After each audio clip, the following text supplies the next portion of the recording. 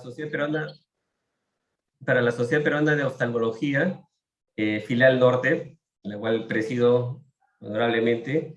Es un gusto, un agrado, es una satisfacción presentar nuevamente al doctor Hugo Campo, que es un amigo, un hermano colombiano. Nos ha visitado hace un par de años acá en Trujillo de manera presencial, prepandemia, siendo uno de los distinguidos ponentes en el curso No Retina 2019 organizado por la filial. Para hacerlo recordar, el doctor Hugo Campo es especialista en trauma ocular, tiene la subespecialidad de retina in vitro en la Universidad del Valle en Colombia, es coordinador académico de retina in vitro de la Clínica de Oftalmológica de Cali, ¿no? Es investigador principal del grupo GCOC, y por siempre es un oftalmólogo que siempre nos apoya en todos los eventos y reuniones que organizamos. Hugo, es un gran honor tenerte para hablar sobre trauma ocular, la primera parte que es anatomía y fisiología ocular relacionada con trauma. Bueno, muy bien, Jorge, muchísimas gracias por esa presentación. Buenas noches a todos. Como bien lo dijo Jorge, vamos a hacer este curso partido en tres. ¿Ahí se ve la pantalla? ¿Ahí se está viendo la pantalla? Sí. ¿Todavía? A ver, ¿ahí? Ahí sí está bien. Muy bien. Entonces vamos a hablar hoy de principios de anatomía y de fisiología ocular aplicadas a trauma ocular. Esto es mi presentación académica. Como dijo Jorge, yo trabajo, vivo en Cali, Colombia. Soy profesor de la Universidad del Valle. Soy el jefe del servicio de oftalmología de la Universidad del Valle y coordinador del Fellow de Trauma Oftálmico de la Universidad del Valle. Y casi todas las afiliaciones tienen que ver con trauma, porque esa es, digamos, como mi pasión en la parte de la oftalmología y de la retina. Una observación, yo no soy el coordinador académico de la clínica, eso no le corresponde al profe Alberto Castro, que lo tiene desde hace muchos años, que igual trabajamos pues en equipo. Entonces, como bien lo mencionó Jorge al principio, vamos a hacer 3 viernes, vamos a encontrar durante 3 viernes durante 1 hora de duración máximo. Hoy vamos a hablar de anatomía y fisiología relacionadas al trauma. Nos vamos a ver el 26 de noviembre, no el próximo viernes 19, porque voy a estar en Chile en un curso justamente de trauma ocular, pero nos reencontramos el 26 de noviembre, donde ya teniendo las bases de anatomía y fisiología, vamos a revisar el manejo inicial del trauma ocular. Y el 3 de diciembre finalizamos con el manejo quirúrgico del trauma ocular. Entonces vamos a hacer un paseo desde lo básico hasta lo más complejo en referencia a trauma. ¿Cuáles son las reglas del juego en estos 3 viernes? A mí me gusta mucho apoyarme en esta persona que era Richard Feynman. Quienes no lo conozcan, seguramente muchos lo conocerán. Fue un premio Nobel de Física, un genio, considerado como la persona más inteligente del mundo, por encima de Einstein, según algunas formas de medición de todos estos genios. Y él decía algo muy particular que yo lo aplico con los estudiantes aquí en la Universidad del Valle. Y es que uno no se las sabe todas y uno puede tener problemas en decir, no lo sé. De hecho, para eso está uno en un proceso de aprendizaje, para equivocarse durante el proceso, para aprender y para aceptar que uno no sabe, pero también estar con la mente abierta para aprender.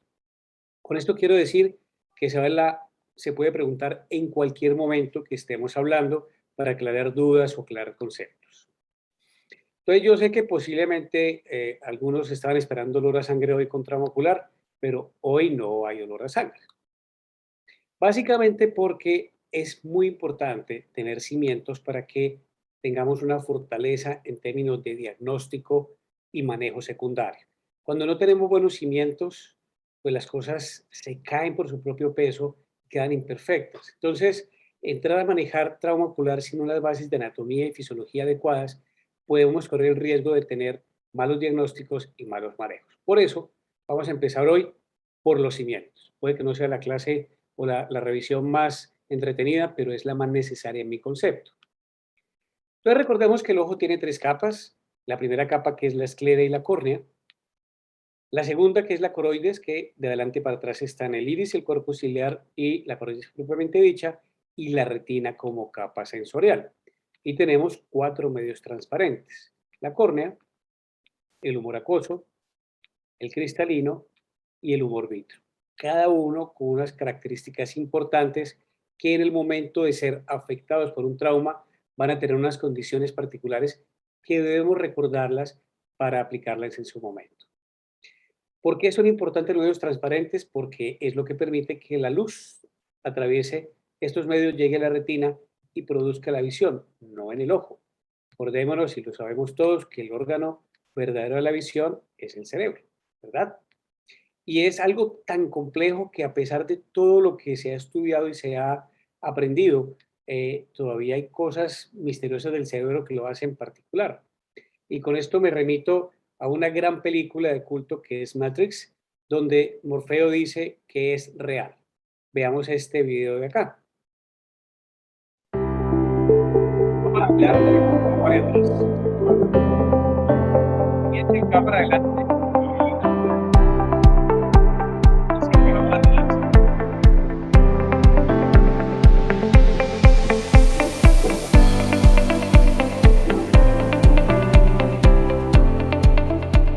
Entonces, Morfeo lo decía muy bien. Todo lo que hueles, lo que ves, lo que sientes son realmente señales eléctricas interpretadas por el cerebro. Nosotros vemos con el cerebro.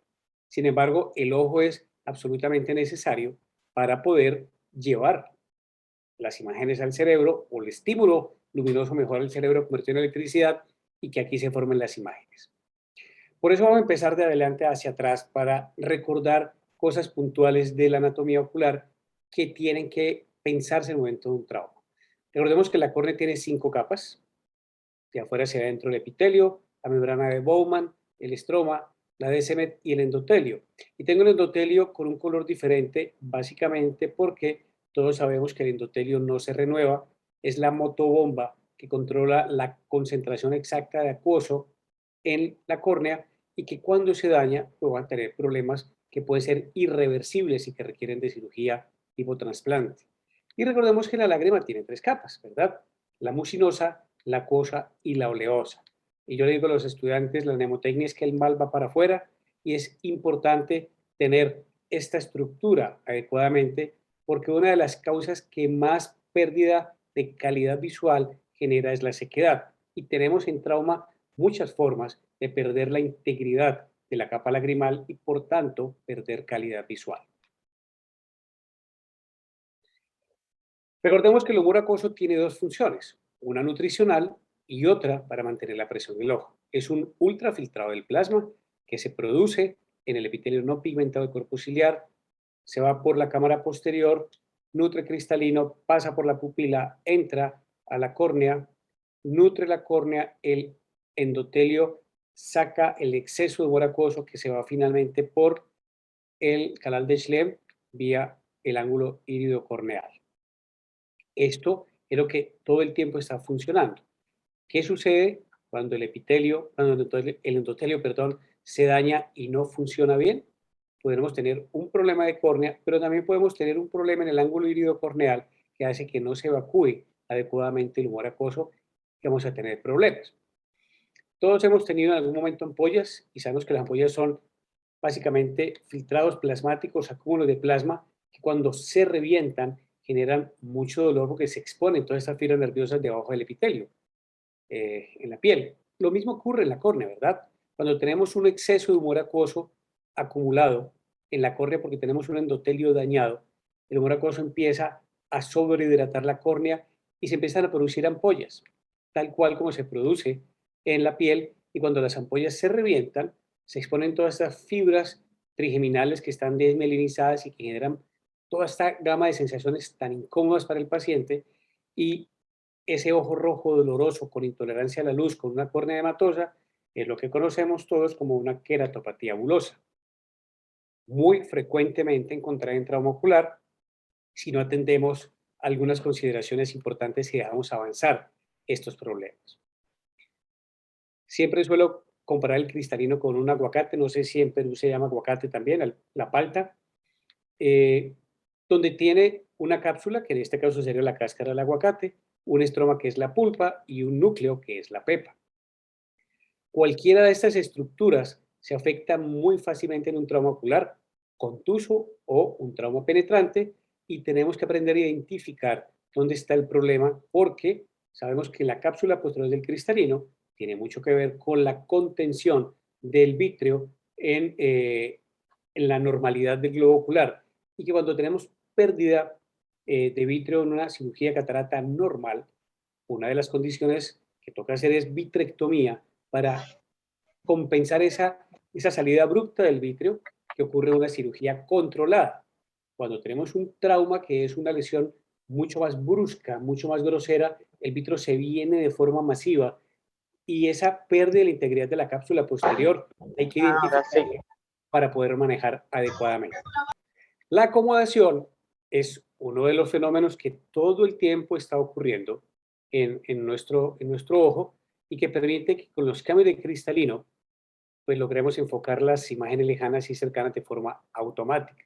Una de las estructuras que más se lesionan en los traumas, tanto contusos como abiertos, es el cristalino y por tanto esta calidad o esta gran ventaja que tenemos de acomodar y que es tan espontánea que no nos damos cuenta de esa fortuna que tenemos, se pierde en traumas oculares con mucha frecuencia.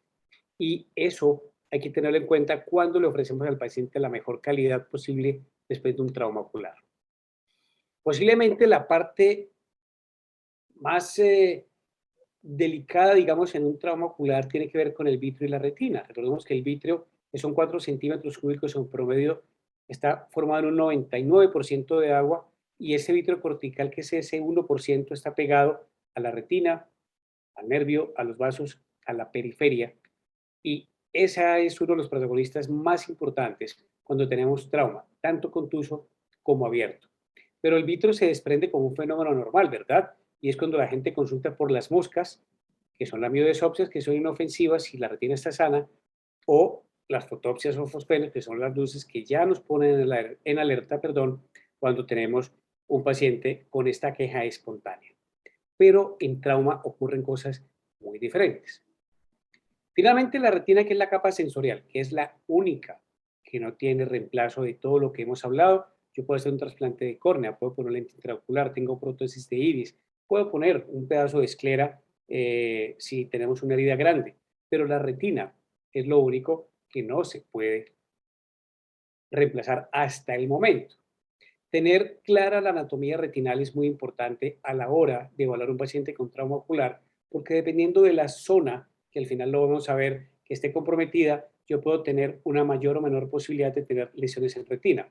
Pero lo veremos en las otras charlas, la importancia que tiene hablar muy bien con el paciente y que le explique a uno en detalle cómo fue el trauma y que uno se acostumbre a imaginarse el trauma en la cabeza, cómo fue, lo que yo llamo la cinemática del trauma, es muy valiosa porque a uno le permite ubicar dónde está la posible lesión o un cuerpo extraño si se sospecha que hay un cuerpo extraño.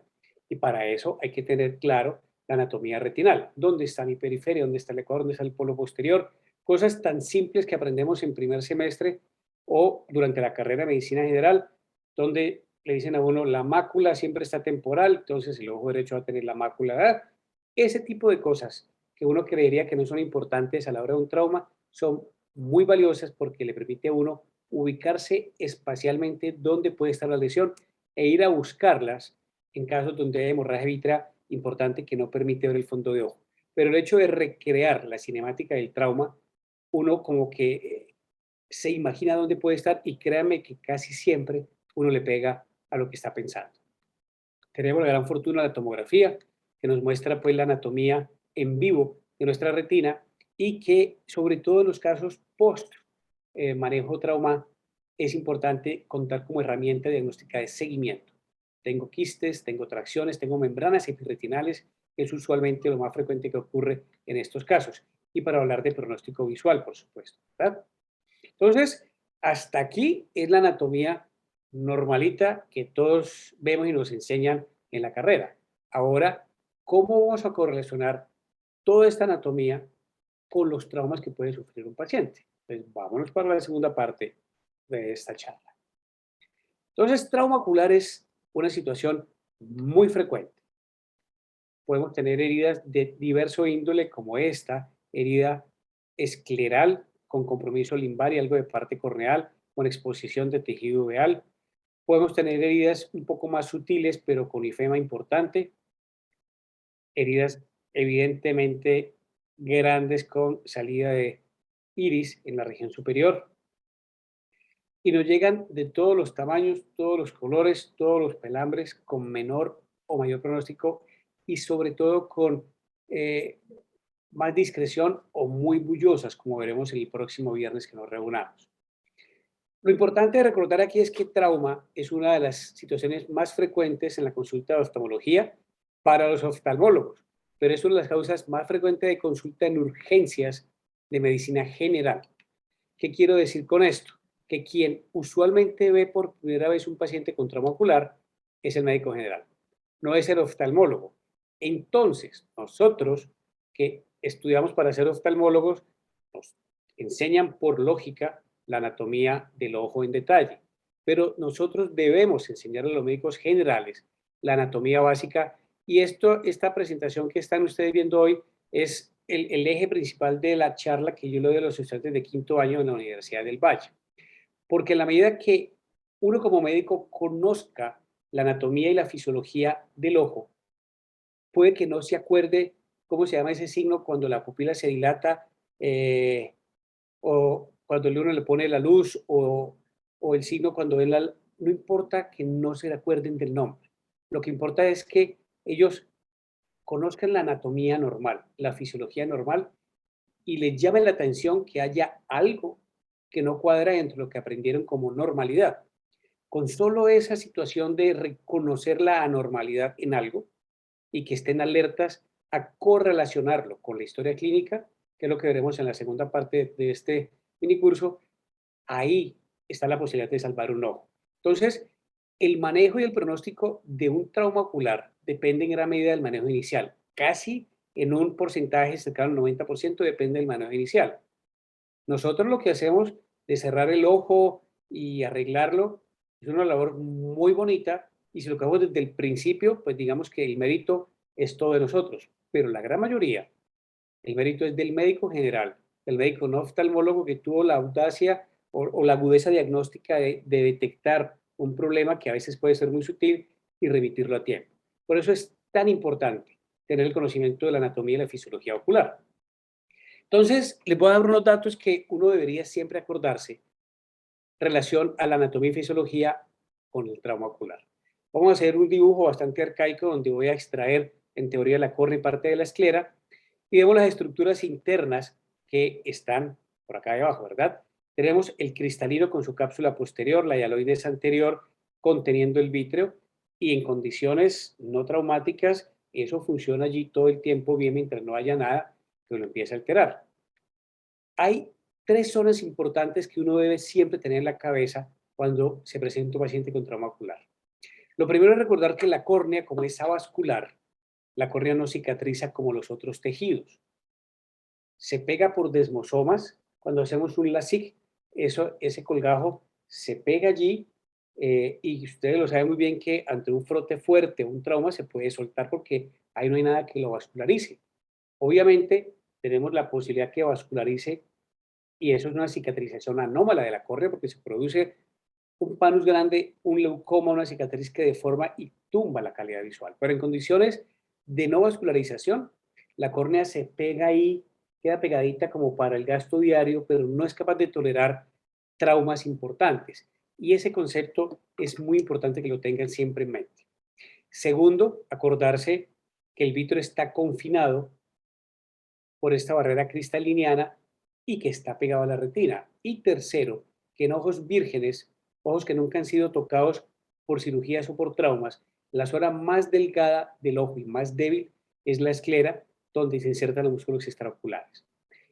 ¿Y esto por qué es importante? Porque cuando yo tengo un paciente con una herida planificada en cirugía o accidental de córnea y el paciente vuelve a tener otro trauma, la fuerza de la lesión va a buscar la zona más débil, que en este caso es la córnea, y la córnea se va a volver a abrir.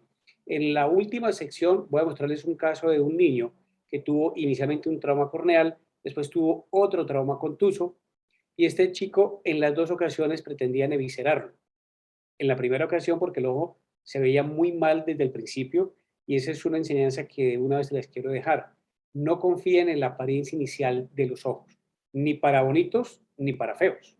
Uno ve ojos muy tranquilos, con lesiones muy importantes, que a veces uno se relaja y las descuida, y ve ojos en apariencia muy feos, pero cuando entra a cirugía son ojos salvables. Este caso que les estoy contando, este niño se salvó 2 veces de ser eviscerado. Y en la segunda ocasión, cuando tuvo el trauma con la hebilla de la correa, la córnea se abrió donde había sido inicialmente suturada y contuvo el resto del daño hacia atrás porque toda la energía cinética se abrió por la córnea. Es como el concepto de los carros modernos que cuando se estrenan se desbaratan, los carros de carreras. Lo que hace eso es que toda la energía del accidente se disipe en la carrocería y uno como pasajero se proteja. Es más o menos un concepto similar. La córnea absorbe toda la energía, si es un trauma contuso me refiero, y esa energía no se va para atrás y digamos que de cierta forma es capaz de salvar el ojo de un segundo daño. Este confinamiento del vitrio por la barrera normal de cristalino, sobre todo en pacientes jóvenes cuyo vitrio todavía está pegado a la retina, cobra mucha importancia cuando el vitrio sale bruscamente por un episodio de trauma. Y en el mismo concepto, cuando tengo un trauma contuso severo, hay que ir a buscar la quemosis hemorrágica en la región temporal, porque suele ser la zona donde la esclera se abre y el sangrado pasa por la esclera, la epiesclera, el músculo como tal, la teno y la conjuntiva, y es una sangre desoxigenada coroidea que se abomba y son esas quemosis, esas hemorragias subconjuntivales levantadas, oscuras, que son muy diferentes de las hemorragias subconjuntivales espontáneas, no tienen nada que ver la una con la otra. Cuando yo tengo un escenario de un paciente con un trauma contuso y tengo estas hemorragias severas, oscuras, eso es una quemosis hemorrágica y casi invariablemente estamos hablando de un estallido ocular. Ok, entonces yo les decía que el vitro está confinado allá atrás por la barrera cristaliniana. Cuando yo tengo una herida, supongamos que este paciente tuvo una herida con un cuchillo, tiene herida de córnea, herida de cristalino y se expone la salida de vitrio porque se dañó esta barrera. El vitrio sale, pero al salir jala la retina y tenemos una gran probabilidad de tener complicaciones, máxime si tenemos sangre. Y esto es algo que se estudió hace muchos años, es un concepto que no es para nada nuevo. Año 1979. Ese es el experimento clásico que hizo Ryan y Cleary inicialmente en monos. Ellos cogieron 46 monitos Rhesus y les hicieron una injuria estándar a todos. Una incisión de 8 milímetros a 3.5 milímetros del limbo esclerocorneal y no tocaron para nada el cristalino ni la periferia de la retina, pero el vitro se prolapsó y ese vitro que se prolapsó, ojo que en este momento no estamos hablando de vitrectomía, que no había, cortaron y suturaron, dejaron quietico y observaron qué pasaba con esos ojos en comparación con unos ojos que les pusieron sangre y a otros les pusieron solución salina. ¿Y qué observaron ellos? Que los ojos que tenían sangre se les desprendía la retina muy rápidamente, a veces en cuestión de horas, y eran los ojos que se perdían. ¿Por qué empezaron a hacer estos experimentos? Porque hasta la época de previtrectomía, tener un ojo abierto, un trauma severo, era casi equivalente a ojo perdido porque la retina se desprendía. Y ellos con este experimento demostraron algo supremamente valioso que aplicamos hasta el día de hoy. Y es que cuando tengo un trauma abierto y tengo hemorragia vitral secundaria del trauma, esa hemorragia hay que corregirla lo más pronto posible, porque si no, puede hacer un andamiaje de sangre con fibrosis y me desprende la retina. Ese experimento lo repitieron 10 años después, el mismo Ryan, y quiero hacer un homenaje al doctor Oscar Vergara. En ese momento era fellow del doctor Ryan y el doctor Ogden, e hicieron el experimento en conejos. Entonces, la misma dinámica o el mismo planteamiento que hicieron con los monitos en el 79, aquí lo hicieron en ojos de conejo con una sutil diferencia, y es que pusieron sangre en diferentes concentraciones y otro con sulfato ferroso, y vieron qué pasaba. Y digamos que el experimento se repitió, pero con una anotación adicional, y es que entre mayor cantidad de sangre se le inyectara al ojo del conejo, más terrible era el desprendimiento.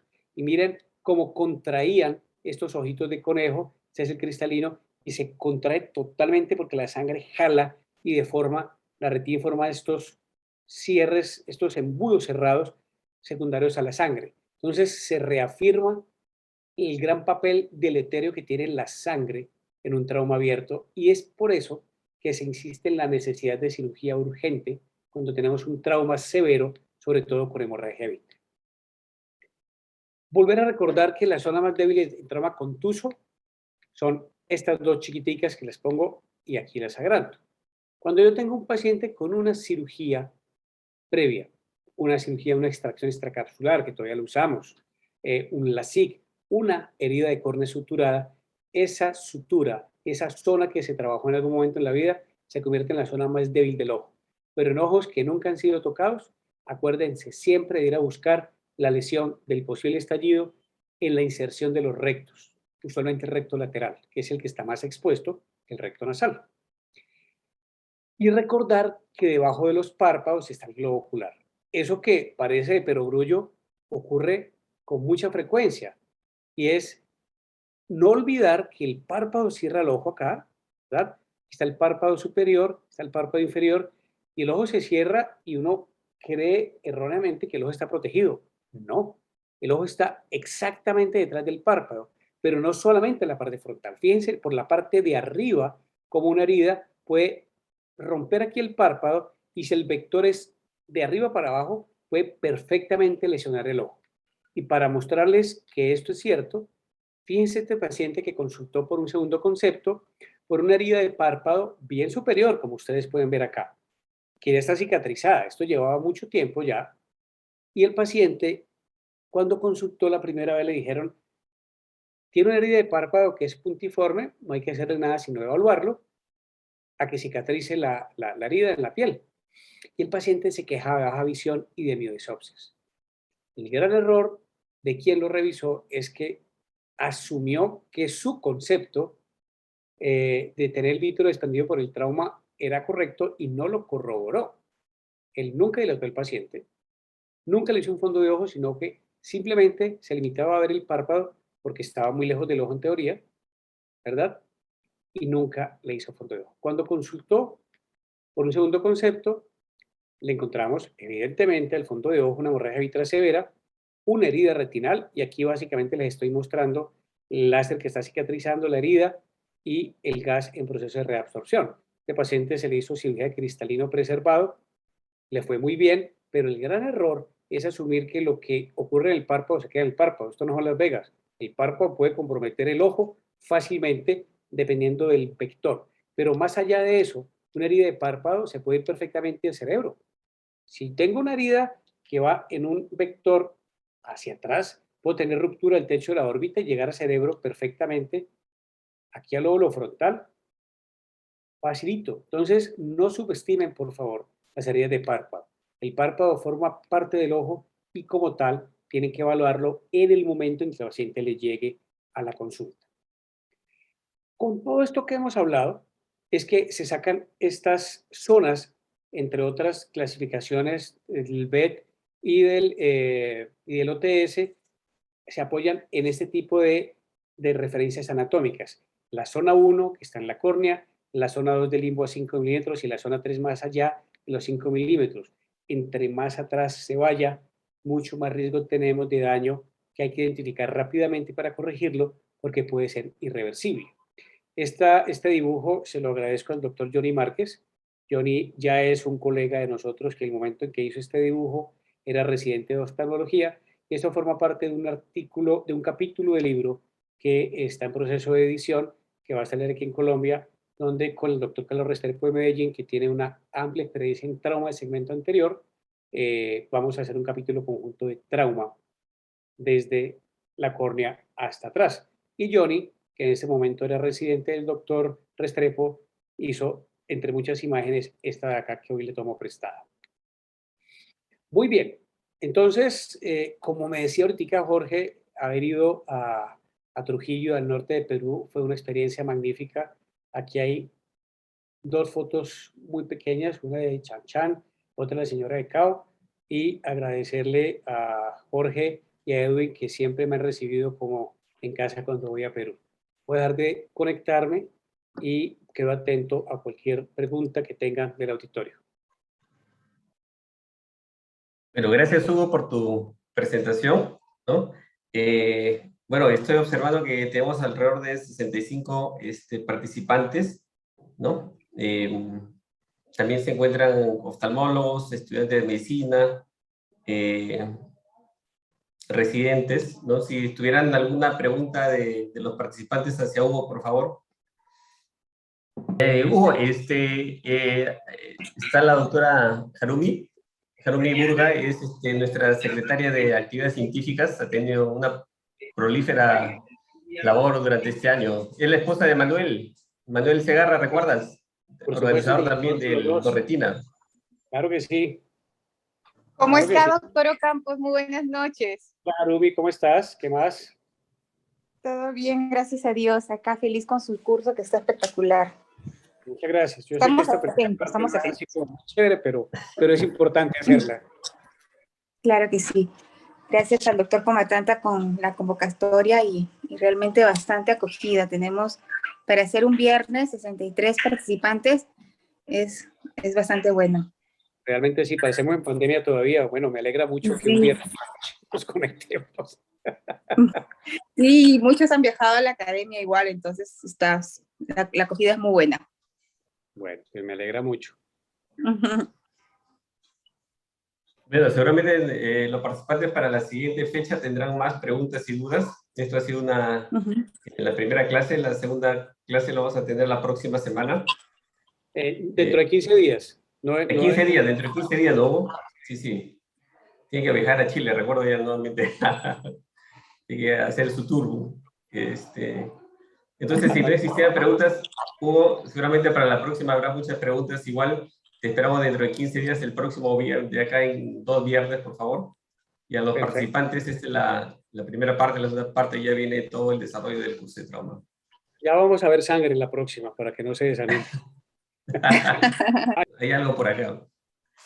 Dice, En caso de un traumatismo en infante, a ver, Haru, por favor. El doctor Carlos Alberto, el doctor Carlos Alberto pregunta, en caso de un traumatismo en infantes inducido por un golpe de puño en altercado de adultos, ¿qué es lo primero que se debe hacer? Yo diría que coger los adultos y no dejarlos ir, porque qué barbaridad, por Dios. Eso es violencia infantil, pero aquí, yéndonos a trauma ocular como tal, hay que recordar que el ojo del niño no es un ojo chiquito de un adulto, son relaciones anatómicas diferentes y eso tiene mucha influencia a la hora de hacer un abordaje. Dependiendo de la edad del paciente, infante puede ser, ¿cuánto? Menos de un año, de 1 a 5 años.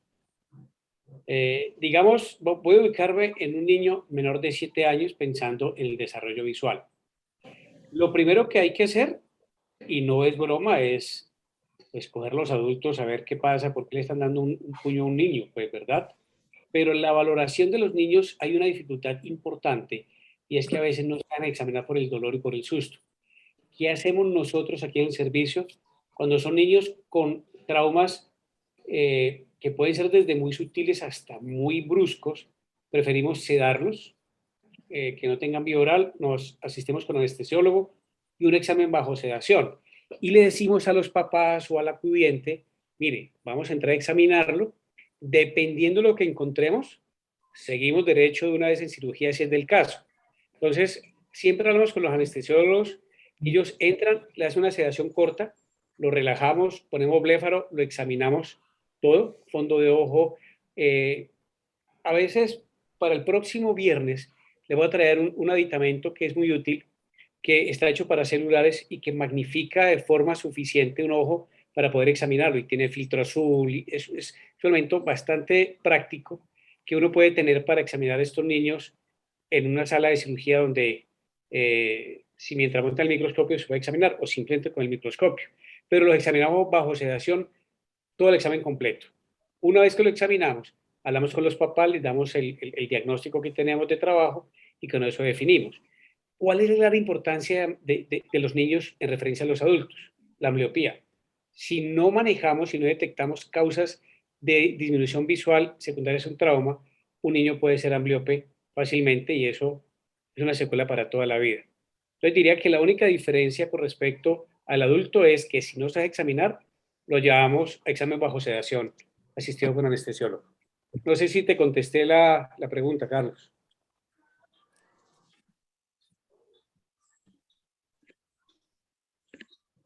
Hay otra pregunta, Hugo, de parte de Rodrigo, que menciona los traumas oculares abiertos en zona 1, luego de suturar la córnea en el postquirúrgico.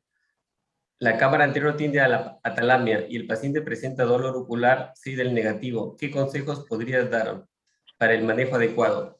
Bueno, asumo que esto es una condición totalmente fuera de contexto normal, ¿verdad? Porque si yo cierro el ojo herméticamente, que lo vamos a ver el próximo viernes, la primera condición para manejar un trauma quirúrgicamente es cerrarlo herméticamente, reconstruirlo anatómicamente.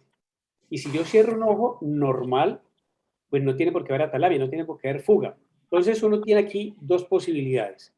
O se está filtrando por algún lado y se puso atalámico porque está saliendo un acoso, o algo atrás me está empujando el segmento anterior y me lo está llevando aquí adelante. Entonces lo primero es identificar si efectivamente, como estás mencionando, no hay Seidel, hay que buscar atrás algo que me esté generando el abombamiento hacia adelante. ¿Qué haría yo en ese caso? Lo llevo directamente a cirugía y veo por qué razón está talámico. Lo primero hay que reconstruir el segmento anterior para evitar daño endotelial, para que la estructura no se dañe, y una vez en cirugía, volver a revisar. Una de las cosas que no pasa tan frecuentemente en córnea, pero sí en heridas esclerales, sobre todo las heridas que llevan un buen tiempo, es que la tenon empieza a tapar la herida y uno a veces cree que ha terminado de suturar la herida escleral. Como consejo, si están suturando esclera y creen que han terminado, abran muy bien, exploren, quiten la tenon y verifiquen que efectivamente la herida terminó donde ustedes consideran que es el fin de la herida. A veces quedan lesiones muy pequeñitas y quedan filtrando y esos son los ojos que terminan yéndose a tisis porque por ahí se filtra, cosa que no pasaría en córnea porque no lo vería, salvo que sea en limbo. Pero yo qué haría, lo llevaría durante cirugía, reformaría cámara y volvería a buscar qué está pasando. Algo que me serviría antes de ir a la cirugía es una ecografía para el segmento posterior y ver si hay algo atrás que me esté produciendo la atalamia. Heridas puntuales en zona 3 con escaso hemovitrio. Ok, esa es una muy buena pregunta de José Luis y se lo voy a mostrar en, bueno, el ejemplo es este paciente del párpado. Tiene una herida que se las muestro ya el video en las próximas sesiones. Era una herida puntual, con escaso hemovitrio, pero ya tiene hemovitrio. Si yo tengo sangre, tengo una posibilidad alta de que ese paciente se me complique. ¿Qué me toca definir a mí allí? Agudeza visual, resto del examen versus la condición o el riesgo que tiene ese paciente de tener una complicación si yo ese hemovitrio no lo manejo. Estoy entendiendo que es una herida penetrante porque es una herida puntual en zona 3. Si yo tengo un trauma abierto, tengo que entrar a corregirlo, así sea puntiforme. Y si tengo sangre en el vítreo secundario de un trauma abierto, hay que hacer vitrectomía. Nosotros hacemos vitrectomía. Hay escuelas, lo cual es respetable, que no hacen vitrectomía completa y esperan, y uno tiene allí dos riesgos. Que eso termina siendo PBR, aunque sea localizado y la retina se desprenda, o que tenga un foco de inflamación permanente. Entonces nosotros, si vemos que el vítreo se alborota por un trauma, entramos, lo limpiamos, como se lo voy a mostrar en el video de este paciente. Tiempo, lo más pronto posible. Yo, en traumas abiertos, aunque sean pequeños, pero si es abierto, yo no hago manejo expectante. No hago manejo expectante. Soy muy agresivo en ese aspecto. Hemorragia subconjuntival, ok. Paciente de 6 años, sexo femenino, un golpe severo, hemorragia subconjuntival. Si la hemorragia subconjuntival es de sangre oscura, es una quemosis hemorrágica, muy probablemente tenga un estallido ocular. Porque uno tiene que hacerse una reflexión, y eso es parte de lo que vamos a hacer en la segunda sesión. Tiene que haber una correlación entre lo que el paciente le dice a uno y los hallazgos del examen. Las cosas deben hacer match, deben coincidir. Si hay algo que no cuadre en la historia junto con el examen físico, algo está mal, que es este ejemplo perfecto. Tiene una hemorragia subconjuntival con PL. ¿Por qué razón una niña después de un golpe con una hemorragia subconjuntival va a tener PL? Debe tener algo grande que le genere el PL. Primero, fondo de ojo o reflejo rojo. Si tengo ausencia de reflejo rojo, debería seguir teniendo hemorragia de vítrea o desprendimiento de retina y tengo que entrar a explorarla. Reflejos pupilares. ¿Tiene defecto pupilar aferente, directo o inverso? Y eso me explicaría por qué tiene una visión tan mala. Pero claramente no hay una lógica entre el puño y visión de PL que no explique que sea algo grave. Entonces, el consejo allí es explorarla desde el principio hasta el fin. Y eso es lo que vamos a hacer en la segunda sesión. La importancia de hacer el examen físico completo. Cuando uno se salta pasos del examen físico por afán, porque cree que no importa, como buena ley de Murphy, ahí el que se saltó está el diagnóstico. Porque cada paso del examen físico es complementario. Entonces uno suma la visión con aumentos oculares, con la visión de pupilas. Es como un rompecabezas que uno arma y al final dice, listo, este paciente tiene tal cosa que coincide con la historia del paciente. Aquí hay que entrar a hacer todo el examen y de acuerdo a los hallazgos uno sospecha cuál puede ser la causa. Abuelo de pájaro, una hemorragia vítrea, una neuropatía óptica traumática que explica una visión de PL tan severa, un estallido ocular. Esta pregunta es bien interesante, la de Jorge Fernández, y es ¿cómo se clasifican los traumas? Hay diferentes formas de clasificarlos, ¿verdad?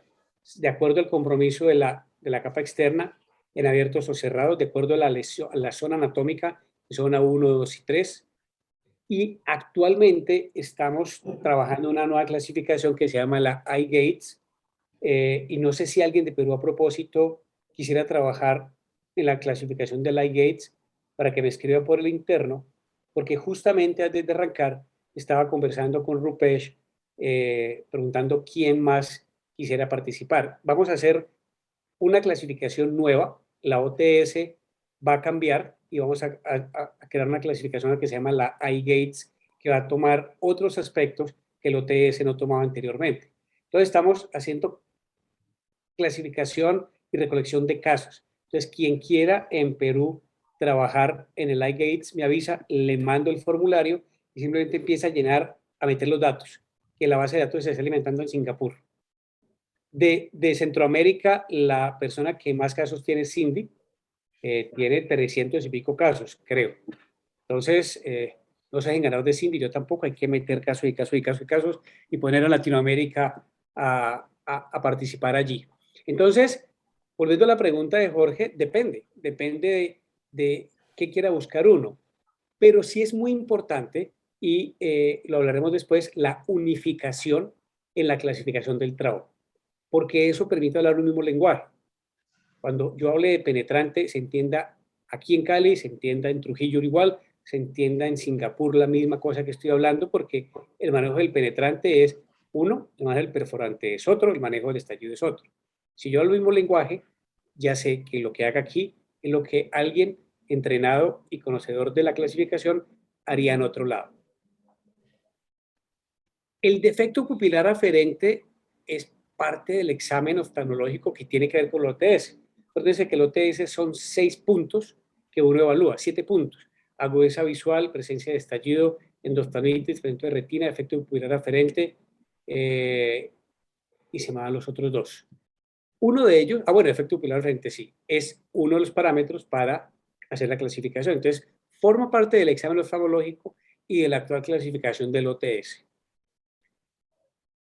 Si la cámara anterior no está, sí, es decir, cuando uno le da la clase a los estudiantes aquí de trauma abierto, uno dice hay 3 cosas que uno no debería hacer.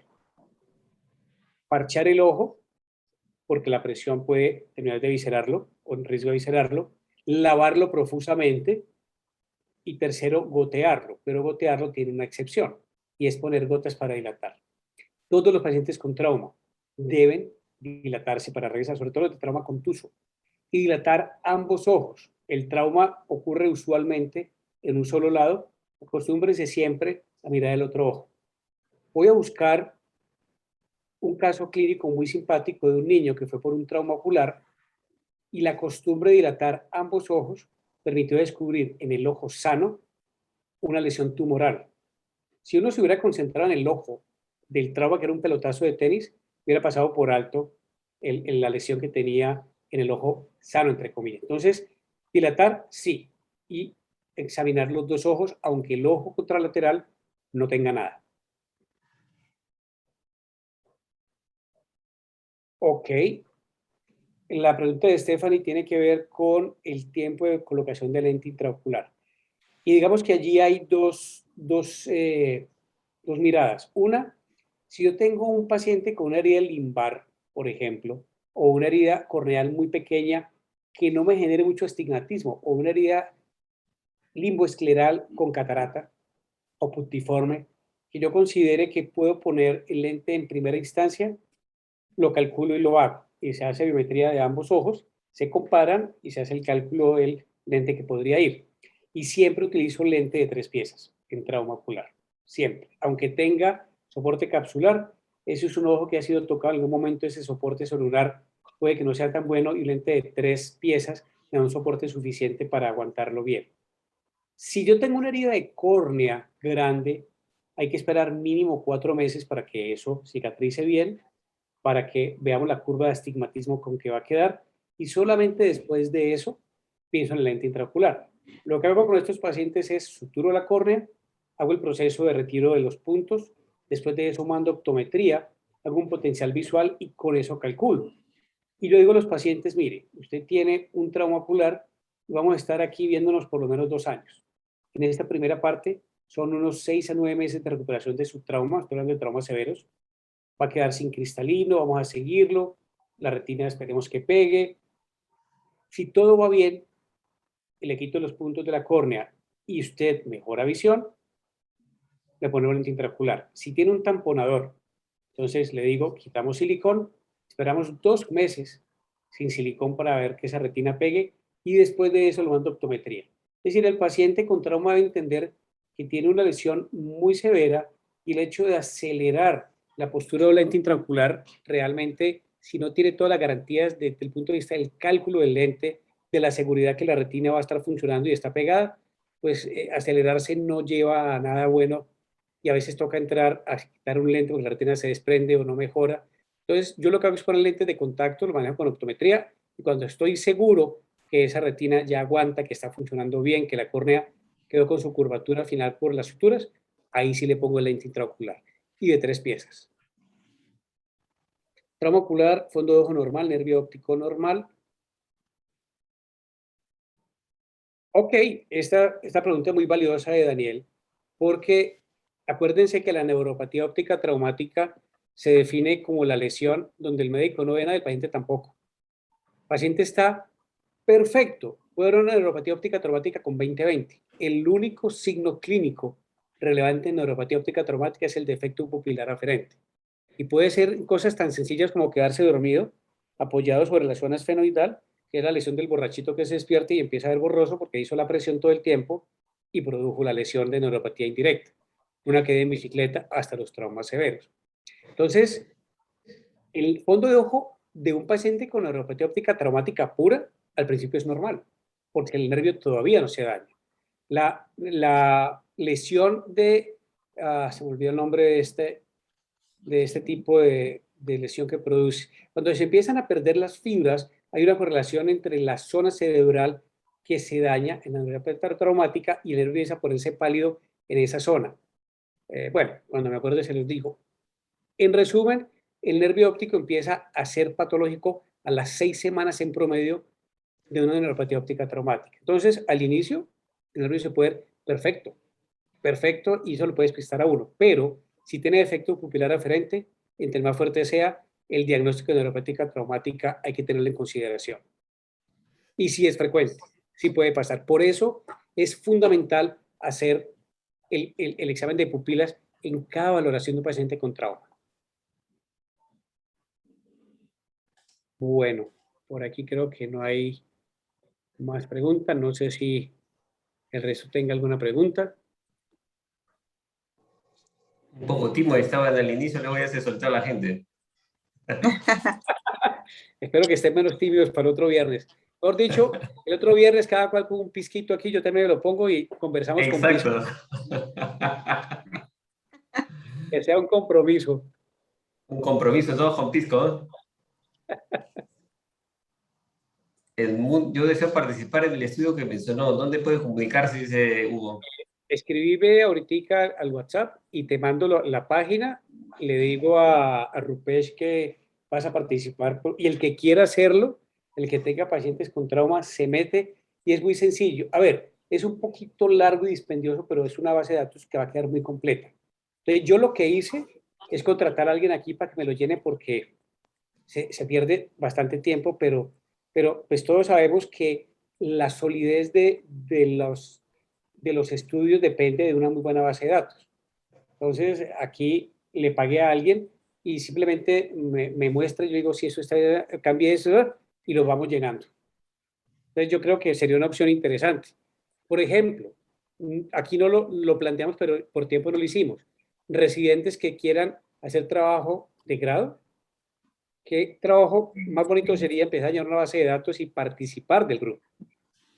Porque eso es un trabajo bien duro de carpintería, darle, pero la validez de los datos va a definir qué vamos a sacar como nueva clasificación de trauma.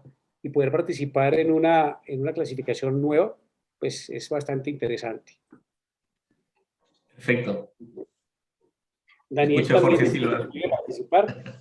Yo lo que voy a hacer es te lo mando a vos y ya lo repartís con quien quiera levantar la mano. Me parece que es muy valioso que lo puedan hacer. Perfecto. ¿Alguna otra participación más en el chat o en voz, por favor? Estoy viendo a dona Jenny Q por acá. Están que piden el número de WhatsApp del doctor. Yo creo que van a pasar la información al doctor Pomatanta y se puede pasar la... No hay problema. Jenny Q, por ahí está Jenny Q. Sí, por ahí Jenny. Siempre tímida, Hola, siempre Doc. tímida. Ahí está Jenny, hola Jenny. Hola, Jenny, ¿cómo estás? Hola, Doc. Buenas noches. Súper. ¿Cómo vas? Yo también quiero participar, Doc. Ahí puse Ya mi les número escribo. de celular. Ese es el número de WhatsApp. Ahí me pueden escribir sin problema. Listo, Doc. Un abrazo. Nos vemos pronto. Igual, saludos. Bueno, si es que no hay más preguntas, nuevamente, ahora sí ya creo que la gente ya pasó la timidez. Esperamos que esté más suelta la próxima sesión.